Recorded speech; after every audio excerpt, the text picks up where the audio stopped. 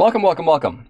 Last lesson, we created a login registration page, all that stuff. We included our config, we included a footer, so we can make changes across several pages very, very easily. But before anyone can log in, before anyone can register, we need a database. Otherwise, we're just storing basically passwords in plain text. Now, with that said, I want to mention something real quick, okay? In your JavaScript, I have seen this way too much lately, but in your JavaScript, people have been storing passwords. Never store your passwords in JavaScript. Never store your passwords in HTML or CSS. Those are all browser accessible. It doesn't matter how you try to hide those. It is visible to everybody. So let me be very clear with this.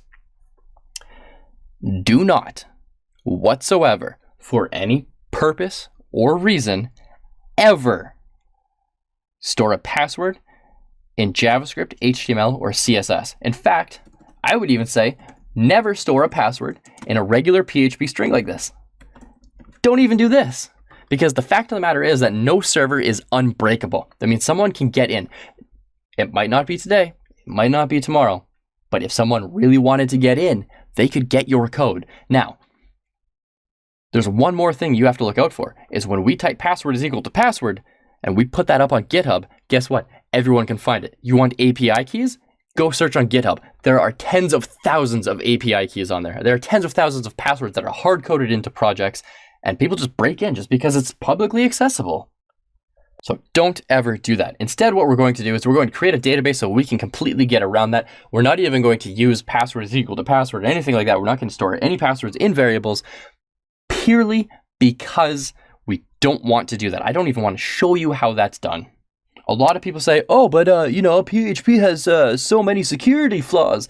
Like, no, not really. Not if you know what you're doing. It's just that people are bad developers at times.